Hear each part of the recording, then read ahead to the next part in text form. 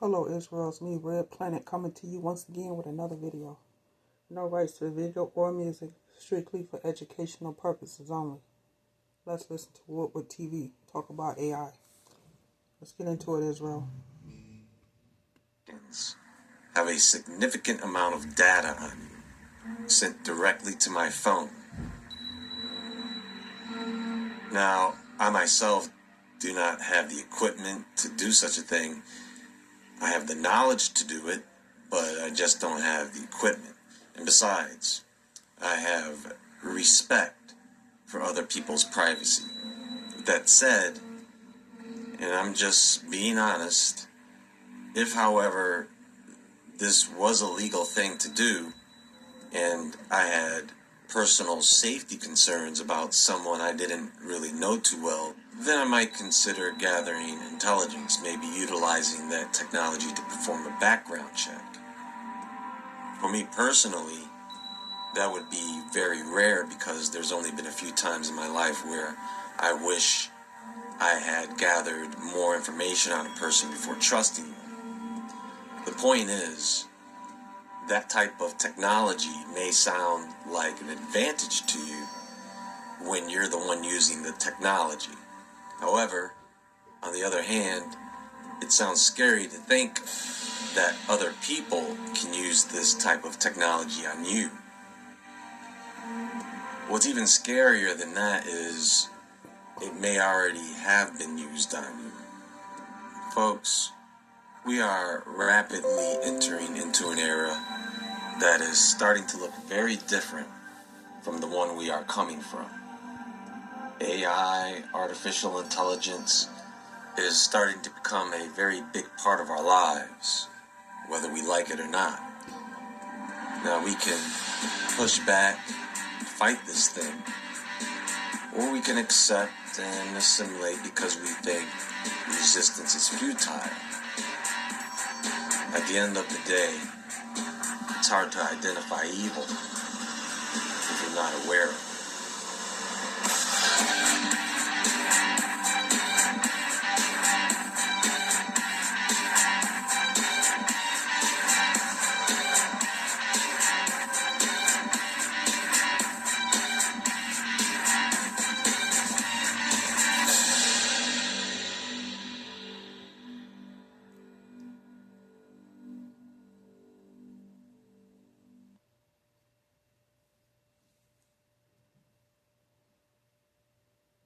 Do you have a car? And do you have a clean driving record? Did you know you could pay as low? Let's start with a story that's just come out this week of two Harvard students in the US who've hacked Meta's Ray-Ban glasses in order to turn them into makeshift facial recognition systems, right? So all you have to do is look at someone and it will pull up information on that person about who they are, where they live, what their phone number is, and a lot more. Take a look. We built glasses that let you identify anybody on the street. The information a tool collects from just a photo of your face is staggering. So, just in case some of you don't know about this collaboration between Ray-Ban glasses and Meta, let me just take you to their website real quick here. I just want to show you the... Now, why would we care about using AI to pry into somebody's business just by looking at them? Who really care about doing that but the enemy? And if you did do it, Israel, you may pull up something you might want to keep secret that you might not want to know about that person. Deep, dark things that should have stayed with them. So who cares? But this is what they're doing. This is the new AI. That you can put on a pair of glasses and you can look at a person and you can tell their whole background, their whole demeanor, and pull up something you wish you had left alone.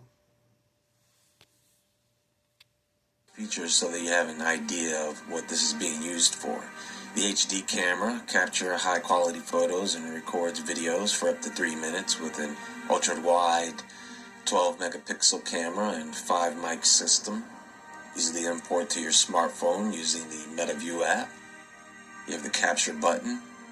At the touch of a button, capture high quality photos and videos that bring people closer to your world. Open ear speakers. Discrete speakers deliver an immersive audio surround sound experience for music and podcasts with adaptive volume control that adjusts automatically to ambient sounds. There's a touchpad option here. Control the full experience. Tap to play, pause. Swipe for volume or tap hold to launch a Spotify tab to get straight to your music. Battery life.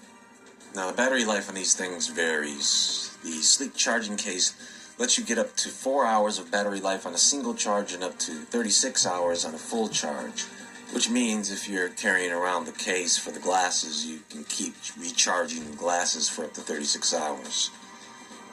Now down here where it says you're in control of your experience, we have the privacy controls, easy to access privacy settings in the MetaView app. Let you manage your information and choose whether to share additional data with Meta to improve the app and glasses. Okay, bystander privacy. The capture LED lets others know when you're capturing content or going live. If the LED is covered, you'll be notified to clear it. Okay. Accessibility. Ray-Ban Meta glasses provide helpful utility to those with reduced vision, hearing, or mobility by offering the ability to perform tasks that typically require using a phone or hands-free. You can even use your glasses to connect with the Be My Eyes network to get assistance from a sighted volunteer. Okay, so let's get back to this video clip. To use it, you just put the glasses on, then as you walk by people, the glasses will detect when somebody's face is in frame. This photo is used to analyze them, and after a few seconds, their personal information pops up on your phone. Hi, ma'am. Wait, are you Betsy? Oh, okay. I think I met you through like the Cambridge Community Foundation, right? Yeah. It's great to meet you. I'm Kane. Now, you might be wondering what that's got to do with artificial intelligence. Like with many applications, it's just making things easier and faster. A lot of this technology was already available, but what they've done is basically create a system which essentially takes a photo of someone's face, then it uses the internet to search for that face and pulls up lots of URLs, and then those URLs are fed into a large language model. And the question is, Israel, are they using AI face recognition? Because that's all it is, face recognition, to determine if you committed a crime, if you hurt somebody, if you embezzled something or someone, if you killed or stealed, basically anything, if it can take a picture of you. And AI can pull up all of your personal information, bank information, credit card information, account information. He can pull it all up just by your face recognition. This is what AI is doing now. And you see who's doing it. You see who's doing it. But we're not doing it because we don't care. They are. They're doing this. Now they're using this face recognition to pull up all of your personal information, to find out everything about you. And to do what? Are you going to use it for good or for evil? That's what we should be asking ourselves, Israel. Is it going to be used good? Is AI face recognition going to be used for good or for bad? That's what they need to tell us. Not what it can do, what you're using it for. Which passes through all of those different web pages and pulls out all the personal information and connections it can possibly find to bring up a profile of this person. Okay, so this is the issue. We're talking about some stranger walking up to you and pretending to know you because they were simply able to pull up information on you in probably a matter of seconds. I guess depending on how long the AI takes to do its search. Now, like I said before, you could use this technology for your own personal safety. Let's say you're having a meeting with someone you don't know or know very little about. Or maybe you're on a date with someone you just met. But someone with a criminal mind can use the same technology to gather data on you for nefarious purposes, right? Person. Now, if you think you're safe from this because you don't put your personal information like your phone number and your address online, well, unfortunately, there have been a lot of big leaks and hacks over the years that have caused lots of people's personal information to be put into databases on the internet, and it does use some of these databases as well. So it just shows how powerful the use of AI can be when applied to something like this. Meta has told 404 Media that this is a breach of their terms of service. By the way, folks, now that he just mentioned the access to other databases, most of us know that Google and Meta can listen in on our conversations and gather data on us for customized. Really, any smart device, no matter what it is, can listen to your personal information. Smart TVs, smart watches, Apple watches, smartphones, Apple phones, Androids. Any type of communication can actually listen to your conversation and probably watch you. All for the sake of AI. AI is really doing this, not them. But this is what they created for AI to do. Now you got robots that can have kids, or a robot, an android that can have a baby, android that can be intimate with a man or a female. This is what they got, Israel. This is what they're using AI for. So you're gonna take some glasses. You're gonna have somebody put them on to do an extensive background on one particular person. And this is how they're gonna catch people that's doing crimes out in the world. Just gonna put some glasses on and just gonna look at you and determine what exactly that you were doing, when you was doing it, where you was doing it, and how long it took for you to do it. This is what AI is going to do. As ads, right? So it's likely that a stranger with these glasses could potentially access the same databases to gather information on your likes and dislikes. So you can go and meet with someone or go out on a date with someone, and they can know what your secret wants and desires are. From the books you like to read to the sex toys you like to play with. But it's just more evidence for people who are calling for more regulation on something like virtual reality systems. The tech itself keeps getting more and more sleek. We've seen 2 weeks ago Meta announce its project prototype Orion, which are the most sort of discreet, slimline virtual reality glasses they've ever developed. So it's just showing now that a lot can be done with just a pair of glasses like the ones I'm wearing already. It's slightly terrifying, and if some students can do it, very smart students, imagine what in the wrong hands this could. How many of you are getting tired of people like Zuckerberg coming up with great ideas? Zuckerberging your privacy and data. So the next question is, what does the law say about this? Because I can guarantee you that lawmakers in the past did not consider the future of AI. Not long ago, if police wanted to know where someone drove, they would have to follow that person for days, taking significant resources. But new technology allows the government to track everyone, nearly all the time, and to access that information without a warrant. As this technology spreads around the country, people are fighting back. I'm Kim Norberg of the nonprofit civil liberties law firm, the Institute for Justice, joined by co-host Keith Neely.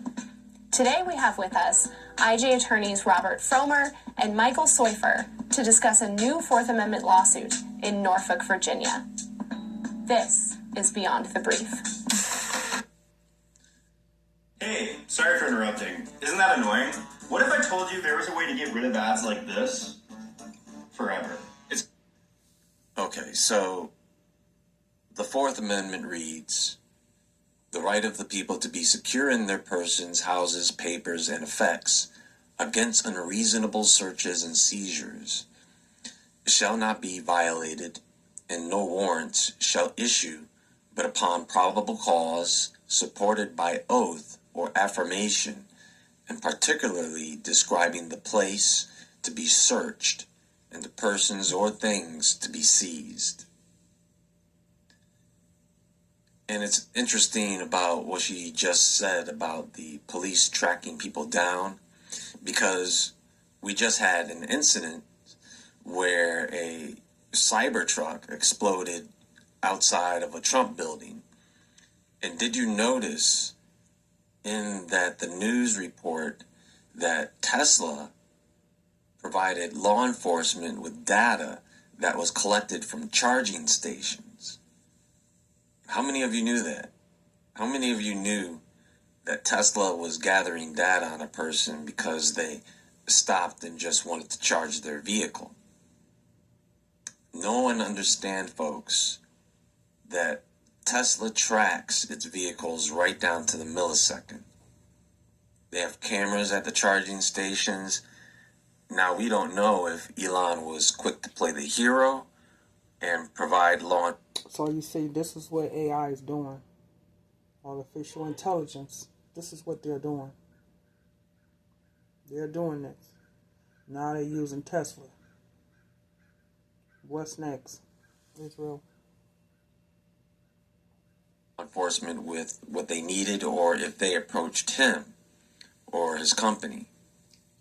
But normally Tesla only shares data that they want to share.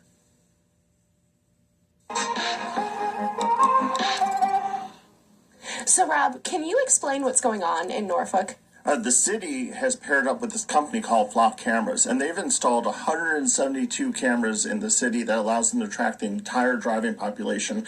And this is part of the largest domestic surveillance program in the entire United States. So when you talk about that, the largest domestic surveillance program, like what does that mean? So all of the city's cameras are feeding into an unprecedented nationwide database maintained by a tech company called Flock Safety. Flock Safety tracks people's movements in 5,000 communities across the country for 30 days at a time, and it boasts that it gets something like 1 billion plate reads per month. So when you talk about camera tracking and it keeps track of people's movements for 30 days, I mean, are we talking about a database where you can see, oh, Jane Smith went to the grocery store and then she went to Target and then she picked up her kid from school? Are we talking about that level of granularity?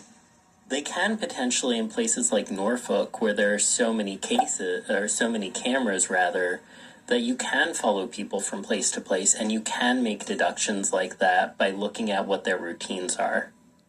Yeah, our client Lee, for instance, one of his big problems with the cameras once he learned about them is he realized that when he got to an intersection, if he went left, they knew he was going to his daughter's school. If he went straight, he might be going to the gun range, or if he makes a right, he's going to church. And that's exactly what's so scary about these technologies, is that you can So now they're tracking your every move, Israel, with cameras. We already know, Israel, that the cameras is on the light poles, street lights,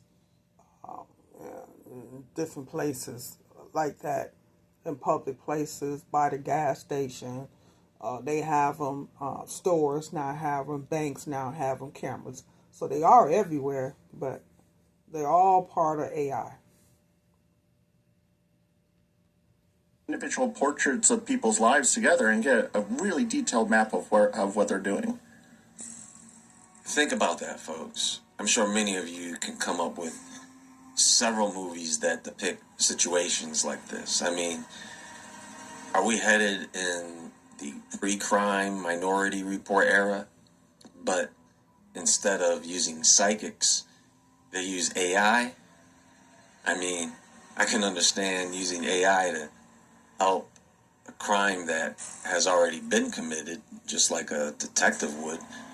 But to use it to start predicting a crime, they may come out and say, hey, this will help thousands of people from becoming victims if you just allow us to use AI in our pre-crime division. And if I were you guys, I wouldn't fall for it. But I was struck by something that you just mentioned. You said that every user in Norfolk can track not only their data, but is it also their neighbor's data? I wasn't sure what you meant by all of the data is publicly available. No, it's not publicly available. It's available to every Flock user. I see. So generally law enforcement departments across the country. Gotcha. So a police officer in, I don't know what other cities Flock is in, but in like Kansas or something, can check. That's a notable and city, see. Kansas. Yeah. Sure. I often vacation in the beautiful city of Kansas. I love that you bring up Kansas, because Wichita, Kansas had some issues recently with 2 officers in departments just outside Wichita using Wichita's Flock data to stalk their exes. Oh my goodness. Wow. So if those exes went to Norfolk,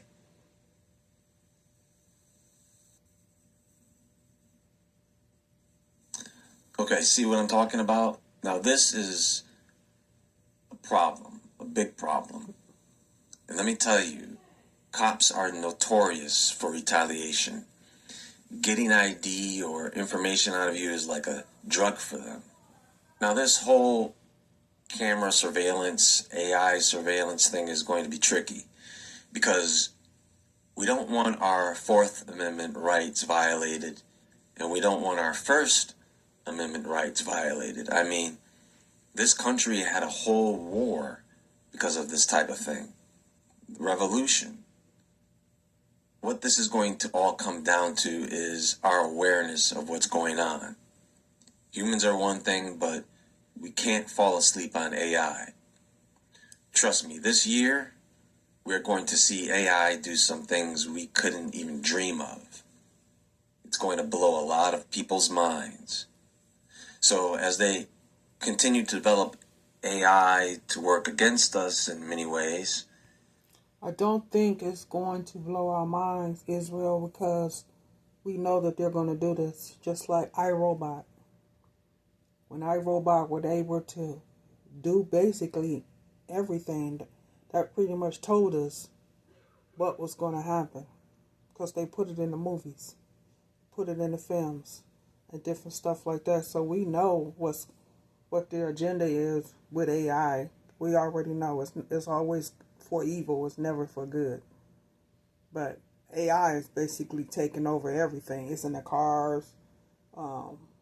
They using them to work in the businesses, so they're taking our jobs, working in the hospitals, delivering our food, and different stuff like that. So we know that they're using AI basically for everything. So we're not going to be surprised. We already know. We the people need to understand, develop, and work with our own AI systems to protect ourselves from tyranny. I'm going to link those 2 videos for you in the description box below, because there is information in those videos that you need to know. And I want you to all stay tuned into developments with AI. Keep a level of awareness with you when you're out in public with these cameras and AI technology and at home. So let me know what you guys think about all of this in the comments below. That's going to be all for now, and there is more to come. Click the like button and subscribe if you haven't already. Check out my other links in the description box below. You can follow me on Instagram at jwoodward. And And until next time, friends, everyone have a great day. Stay awake, stay aware, stay safe, and I'll talk to you all soon.